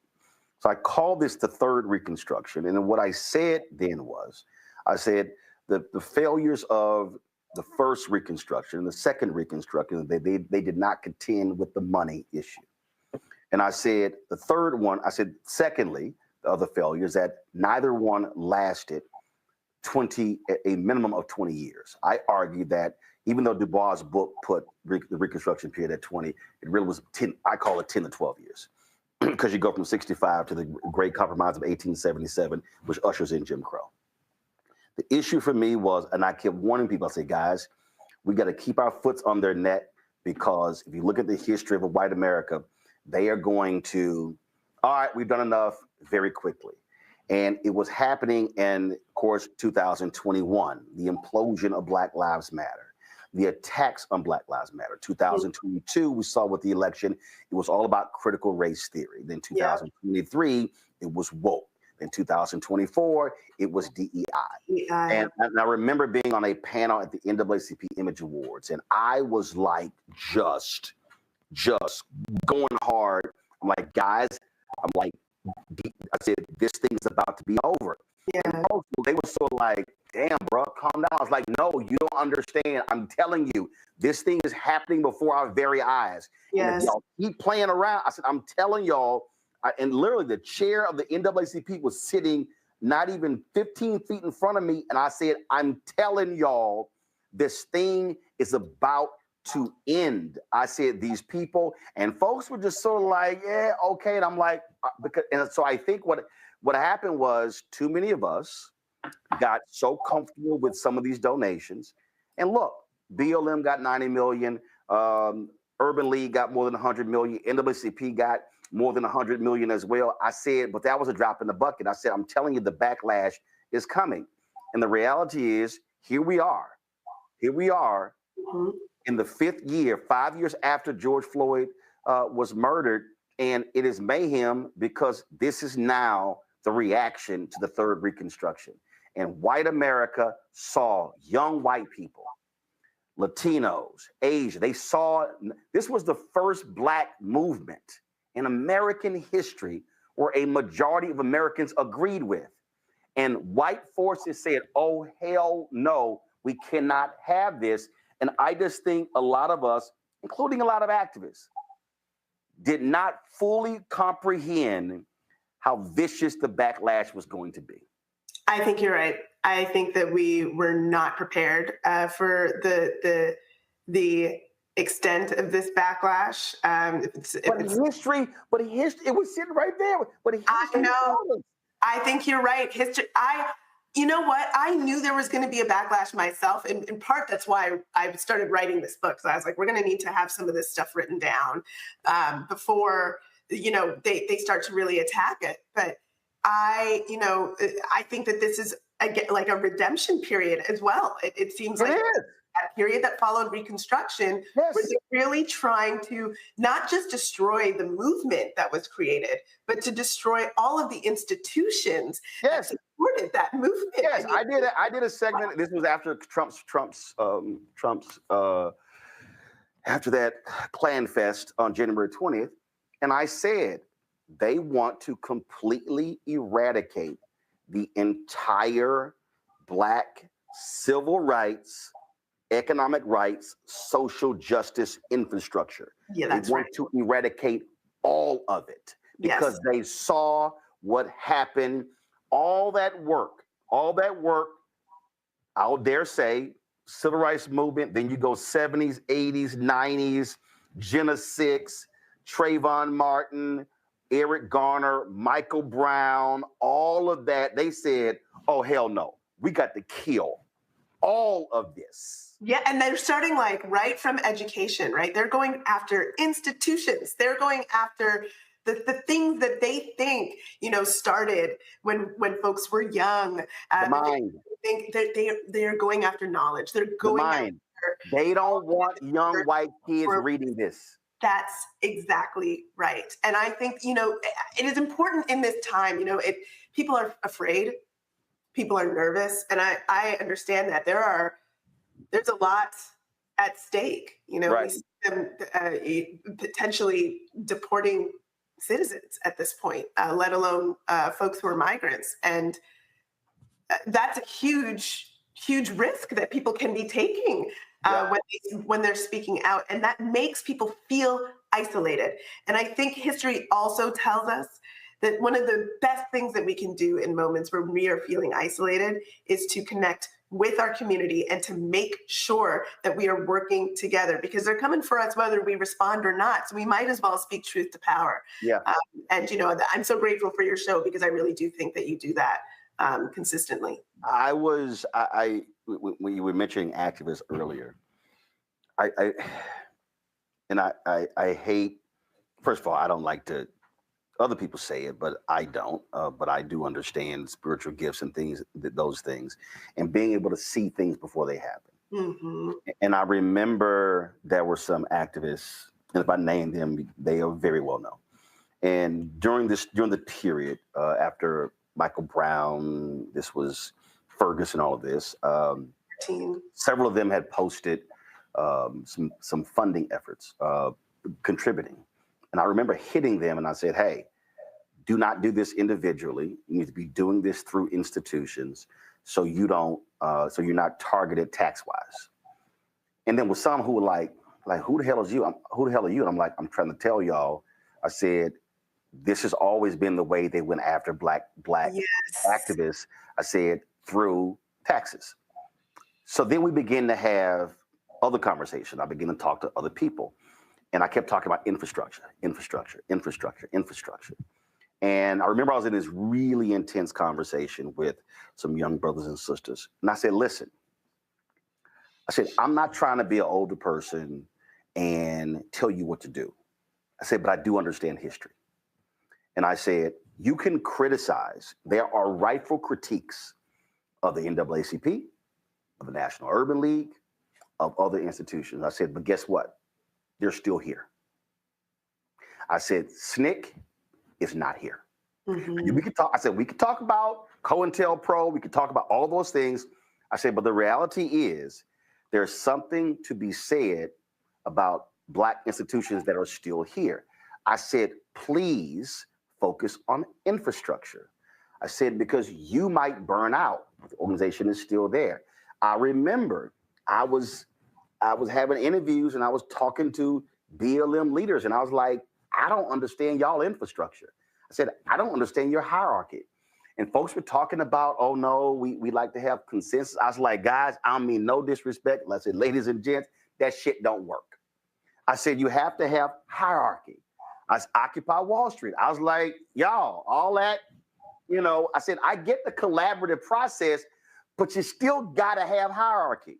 And so I fundamentally believe that one of the reasons why that movement, not just the organization, but the movement just fractured is because folks were not thinking, if we're going to build something, it needs to last more than 5 years or more than 10 years, or needs to last beyond this really inspirational individual. And I think the struggle we're in right now is 5 years after George Floyd's death, multiple years after Michael Brown, Eric Garner, whatever, that movement is so fractured. And now you go, okay, well, where are folks? Well, people are doing individual things, but the power of that movement was that it operated eventually as a collective. And I just think that this is where this still is. It is a problem. And then you had people who were like, well, man, that voting shit don't matter. And I'm sitting there going, you cannot do this. There was a young brother, I'll never forget, he goes, man, that politics don't mean shit, so I'm going to march. And I said, marching without voting is going for a walk. They go hand in hand. You can't change policy if you don't change the politicians, and that's voting. And that's where that infrastructure comes in. And I just think that is that still is what just, it irks me, because a lot of folks just didn't understand the infrastructure was needed to sustain the movement. Look, I take your critique. I really do. I agree with you on a lot of what you've just said. I think that there is a way that we sometimes can fall into a trap of like, this is the only way of doing something, when we should be using all the resources available to us. And when I look at the right and how much they focused on gerrymandering voting districts and trying to make sure that votes don't count, it tells me that there's something strategic about engaging in that way. Yes. But I also, the other thing that I want to say about that period, because, I was around in all of that organizing as well since 2013, 2014. I do think that there were folks who knew that we needed to have an infrastructure, but I am curious about what we're going to learn about infiltration and attempts at agitating the movement in the decades to come. Because the other thing we know from history is that when we do have these moments, the people who are most threatened by those moments will often send folks in to try to destroy our movement surreptitiously.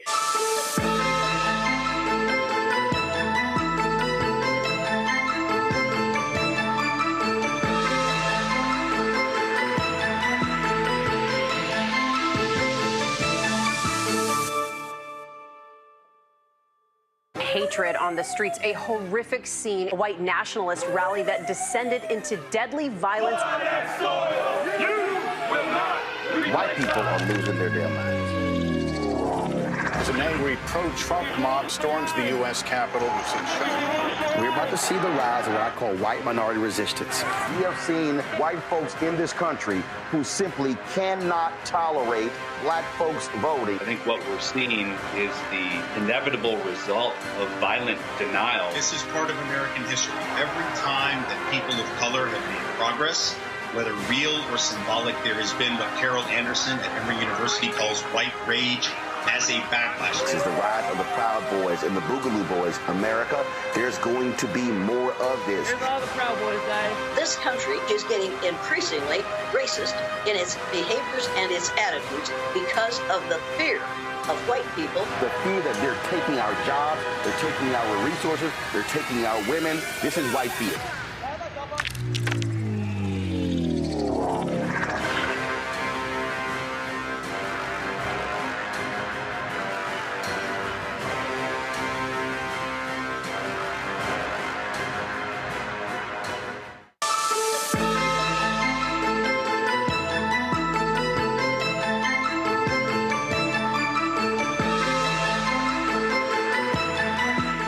I keep going back to April 3rd, 1968, Dr. King's final sermon at Mason Temple. When he says in the sermon, Black people individually, we are poor, but collectively, we are wealthy.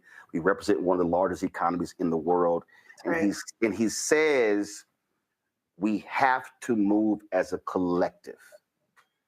And then as a result of that, you take that concept and then say, okay, in order to have a movement, it can't be a singular person. It can't be a singular organization. It has to be a collective. And so when I look at, when we talk about still, how do we change policing? Everything was so, I remember having a conversation with somebody and they were talking about, it was sort of like an aha moment when for years it was mass incarceration, and everything was about going to DC. And then finally somebody was like, the person who changes it is the district attorney, not Congress, not the Supreme Court, not the president, not judges, not governors, state legislators. The person who is at the beginning stages of mass incarceration is the district attorney, and that person determines what kind of crimes you prosecute. And people then begin to realize, and then you begin to see these progressive DAs elected because folks are like, yo, that's it right there. And but that also again was collective. That was the organization and mobilization. And when you talk about again Black lives policing and safety for all, I just fundamentally believe that the only way this can be achieved is if folk begin to say we have to mobilize and organize our power, elect the people, even if they don't use the phrase defund the police. That's right. But their policies are how do we now shift resources, but that cannot be done if we keep our asses on the couch. It's not going to happen. No, you are so right. Like I think, that piece that you just identified with the DAs and the progressive DAs, it's like, yes, like that is a piece of the pie that needed to be focused on. Yes, and also a piece of the pie is like what we call a crime. Like there are some behaviors that are considered criminal that shouldn't be. And where do we focus there? That's who's making the decisions about what's a crime. And sometimes that's at a federal level and sometimes that's at a state level. Like we need to focus there as well. And we need to get our communities informed and mobilized on that stuff. So that's let's try to see if we can get people marching in the streets, or let's try to see if we can, get books like this out into the community so people can read and find out more information about it.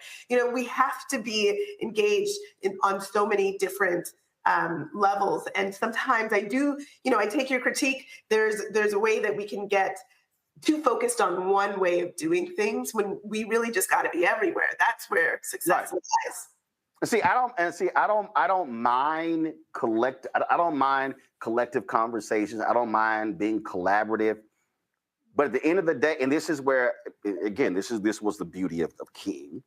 The thing was, you still have to have somebody who, one of the things that he would do is he would sit there and the NAACP would have their say, and the CORE would have their say, and SNCC would have their say, and the National Congress and Council of Negro Women have their say.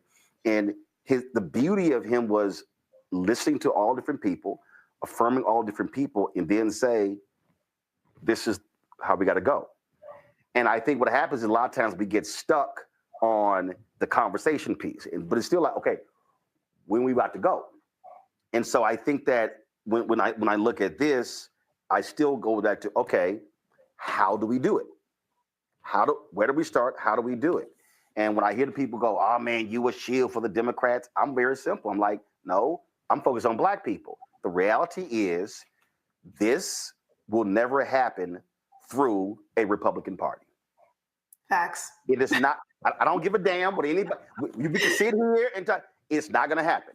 Now, somebody could say it's too many soft Democrats. It's too many Democrats who buckle when they get criticized with pressure. But the reality is, through a political prism, there's only one party where this is going to be done through, which now means that what has to happen is, again, we have to be electing people who we believe can actually make this happen. And I just think that from an activist standpoint, there were a lot of people who were boohooing voting and say it doesn't matter and we just have to organize our people. I'm like, yeah, but if you leave out the voting aspect, you can't change policy. I just don't understand how some people think it's going to happen without that happening. Mm-hmm. Like, I just don't. I like it has to happen. And so that to me is just this sort of this where we are from an activist standpoint. Where are we today in terms of, because you talk about people being scared. Where are we? Where is that energy? Where is it happening? I know things happen locally, but are you seeing folks say, we've got to now rise back up? Are you seeing that actually happening? I mean, I look at this weekend, right? Like this last weekend that just passed by, where there were actions. All the indivisible. Yes, that's right. So I think that people are terrified, and they're kind of on their back foot. But the actions are, I think, inevitable. Now, how organized those actions are going to be is up to us activists to make that happen. Now, I think when it comes to hold on. I don't want you to run past that.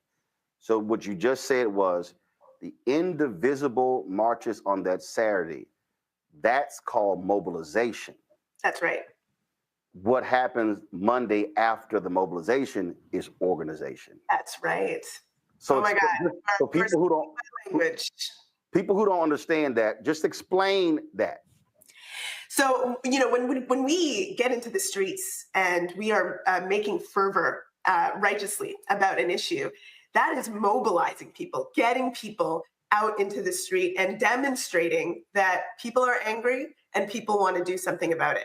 What we need to do with all of that energy is move it into organizing. And that is setting ourselves up appropriately to respond and to organize and out-organize the right on all of the things that they're doing. And that would mean things like placing people to focus on the law, placing people to focus on electoral, placing people to focus on creating programs within communities where they don't exist and where the government is failing us, placing people in education, in all of the different, in religious institutions, and all of the different institutions that can have an impact on what these services, what we're calling for, how we can shift and change them. And again, we need to be everywhere. And I think, you mentioned that period in 2021, 2022, when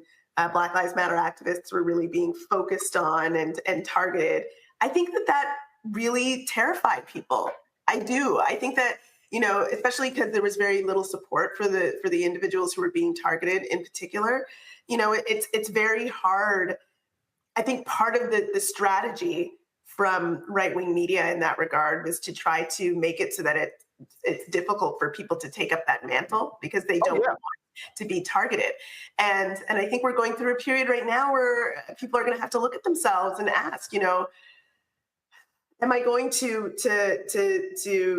make that right-wing campaign successful, that fearfulness, or am I going to say, no, it's worth it for us to figure out, to organize the support that we need for people to be able to take those steps?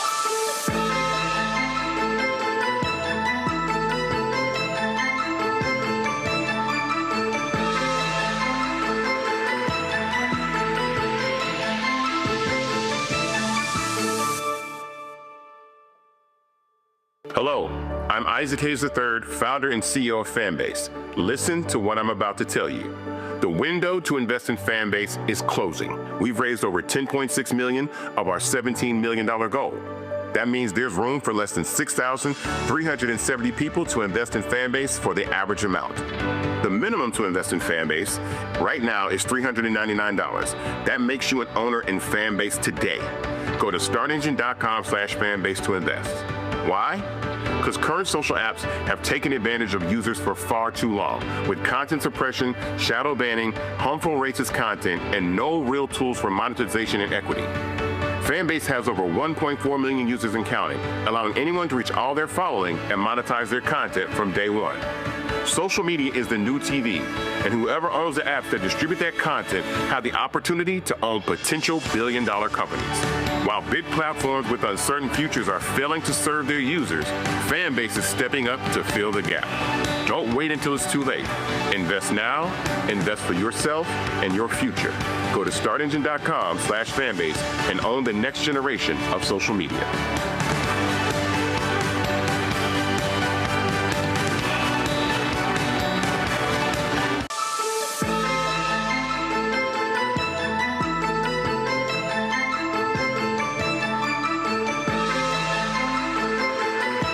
I'm going to say this here, and it was very interesting. I remember, so I'm not going to name the organization, but I remember there was a group. They released this plan, and they gave it to the New York Times first. And at the time, I had my show on TV One, and then I was on the Times Running morning show. And I called and I cussed them out. And they were like, damn, bro, why you going off? I said, because here's my problem. You have a plan of action. I remember this. I was hot. I was pissed. I said, you have a plan of action that you gave to the New York Times first, and you ain't come talk to black people first. I said, don't give it to the New York Times, and then you don't come to us, and then when you don't get the reaction that you want, then you call us. I said, no, you need black people first. I said, bring that to us. The late George Curry he was highly critical of the National Urban League for a very long time, because whenever they would release their State of Black America report, they would give the embargoed copy to the Associated Press, and they wanted the Associated Press to run it. Then it goes all across the country. And George was like, why in the hell you're not giving it to the black newspapers? And that's also, I think, so when you're talking about how do you have that protection of organization and leaders, what I keep saying is you have to lock down your base first. You have to have your relationships with black-owned media, black radio, newspapers, digital operations. So when the attack comes there, and it's going to come in mainstream, you already have your relationships over here to respond to the attack. There were a lot of folk who ignored us in black-owned media, and then when they start getting attacked, then they call, we were like, but where y'all been? And see, that's the lesson of organization and strategy. Truly. And it's, I do think that some people do confuse them, mobilization and organization, and think it's the same thing, and it's not. And you really have to do both in order to have success when you are pushing against a system that is designed to be difficult to change. You have to have all your ducks in a row. It's not easy. It requires a lot of talent and skill and people. These critiques are well taken. Two questions left.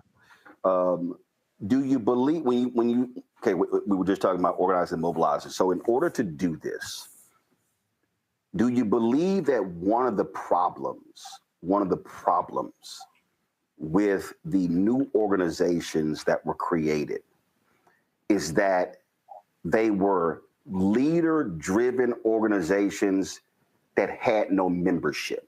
And what I mean by that is, I'm right now thinking of several that they are organizations, but they have 4 or 5 or 6 leaders, but there's no way to become a member, which means your generals don't have troops. So if you are a person who says, I want to get involved, where do I join? So you're in that space. If there's somebody who's watching and listening and they say, you know what? I love what Sandy has to say. I want to join one of these organizations. Who can you join? I think it depends. I think it depends on the type of organization and what. So give me a couple. Like who can somebody right now say, you know what, I can actually join the organization, not show up at an event, but join the organization. Just give me a couple so people know who I can hit up. Well, there's a lot of local organizations, and I don't want to speak for the different organizations that exist. But what I mean by it depends is, again, this thing that I was talking about before with respect to infiltration and agitation, right? So if you are doing something that may be on the more radical and direct action type of mobilization, which I think is really important, it might not be the best idea to have it open to membership at where anyone can join, because that can be manipulated. But if what you are doing is trying to shift, how a DA is acting in a particular jurisdiction, right, I think it makes sense to have members, because you need to pull in as many people as possible into that strategy. So again, it depends on the mandate, what the strategy is. Okay. And so often people think that there's only one way to do things, right? And I think it is just so critical for us to remember that our strategy has to fit the goal. Our strategy has to fit the mandate. And so too do our institutions and how we're designing them. So, absolutely, because I do believe micro, macro. So yes, we have the litany of local organizations. That's right.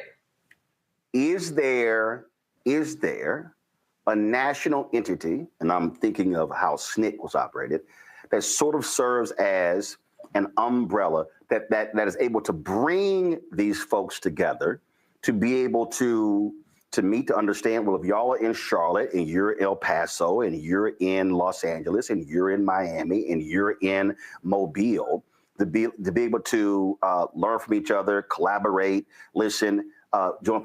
So do you believe that that's a missing piece? Because what you're laying out here is a local strategy, but it's also a national plan. Yes, that's right. How then do those collection of local people gather and talk? Is there an entity that's focused on that, pulling those disparate local groups together? And okay, I think that this is also very, very important, because I think engaging with each other in person too, not just over the internet, is like a big missing piece as well. I think that different organizations have tried that. Certainly, the Black Lives Matter, the Movement for Black Lives are two that have had gatherings bringing people together from all over America and beyond in some cases. I don't think that there's a group that's doing that consistently right now. And I do think that that is a challenge for us to try to engage in this moment. And I think that that would be something that could only benefit the organizing that we need to do. Yep. To shift the conditions that exist right now that make it really difficult for us to organize effectively. A last question I ask this of all book authors, that is, when writing the book, when researching the book, when doing interviews for the book, what was your wow moment? Was there something that you came across where even you went, oh shit, this is crazy?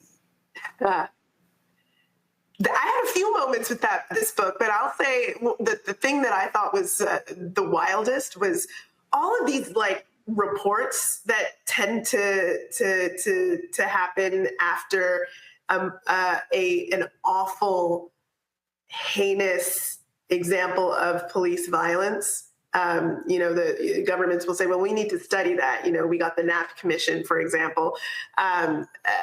Those go back to 1795. And those reports read almost exactly the same every time. The first one that I think I recalled that was maybe we need more Black police officers is from 1895.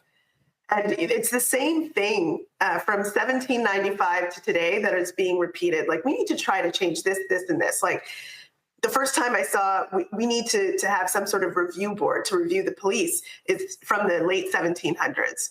I mean, I was like, wow. So this is even the sort of response of wow has been going on. Wow, that is a wow. Because I didn't even realize that. That's crazy. That's so wild. from the outset, there were problems. There were problems. They were like, these people are too violent and they're also corrupt. Wow. And we need to have somebody to review them. And it's been that way literally from the very beginning. Wow. Yeah. That is I think that would be a wow. Yeah, very well. That would qualify for a while. Well, I am hopeful. I am hopeful that that not just regular ordinary people, but activists really look at this, because the issue is still there. It's still at the front, and I'm constantly repeating myself on the show when I talk about organizing and mobilizing, but also data collection, because you got to be able to reach people. Like I can't stand people. Like I don't know. I know when I looked at their website, I know Indivisible, they had email and zip code, but I think one of the greatest mistakes that we often make is that we have events, we have protests, we have marches. We don't do data collection. You need to know who those people are so you can contact them later. Boom. Because see what I keep, it's so funny. I had this big argument because this person was like, well, Roland, you're not an organizer. You're a journalist. And I'm like, I said, my parents were co-founders of a civic club. I said, so at the age of 9 and 10, I said I was there when they had the meetings. I said I was a kid. Well, hell, we was sitting right there. I said, so I was listening. I remember traveling with my mom to rallies in the state capitol. And I'm sitting here watching this, and what I saw was exactly that. I'm sitting there because you can have a march or a protest, but then when you need people to show up to the city council police committee, and I covered city council, I covered those events. And you know what happened? There's no one there. The committee, and then we go to the city council, and what I covered city council, county government. And what I discovered all my entire career, we typically will come out after an event has happened. And my deal is you need to be able to press a button and say, hey, city council is having this discussion. I need 50 people to show up. You already have a list to work from. So if you never recorded who the hell showed up, you ain't got nobody to call when you need them to show up. So you're trying to mobilize again. Yeah. As opposed to use a list. So that's one thing that just drives me crazy. So I'm hopeful that big one. Yeah, I mean, I can't even tell you. You cannot imagine how it irks me. You literally have no idea, because I've been on calls and I'll be at an event and I'm going, ain't nobody collecting data.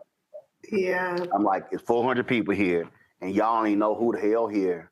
Y'all ain't got no names, phone numbers, social media. You ain't got sales. And then they get mad at me and I'm like, okay, nice event. But what you gonna do on Monday? Well, here, Roland, go again. I'm like, okay, fine. All right, I'm sorry. So I'm gonna keep saying it. And that was the one thing I will always give them credit. Tamika Mallory, Bob Bland, Carmen Perez, Janae Ingram, and Linda Sarsour, when they were the leaders of the Women's March, how they collected data. Millions around the world, they collected data. And now the people who came after them, the white women, screwed it all up. And that's why the Women's March ain't shit. And they ain't gonna be shit, because they ran the Black, Latino, Muslim, white organizers away who understood it. But how they did that was brilliant. Reverend Bishop William Barber, same way. They collect data at every event so they can organize them later. Yeah, this is like a school for your audience. This is how you do it if you're considering doing it in your local area. That's one of the things you need to do to keep it up for the next time that you need to mobilize people. You need to organize, and part of that organizing is collection of contact information and data from absolutely. Who's supporting you. The book is Defund: Black Lives, Policing, and Safety for All, by Sandy Hudson. Sandy, appreciate it. Great conversation, and hopefully people will read it and will understand that a lot happened after May 25th, 2020, and before, But there's more that can still be done, and all hope is not lost. Thank you so much. It's a great conversation. Thanks a lot. Thank you for having me. Thank you.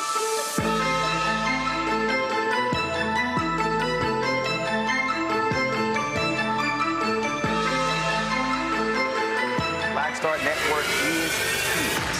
No punch! I'm real revolutionary right now.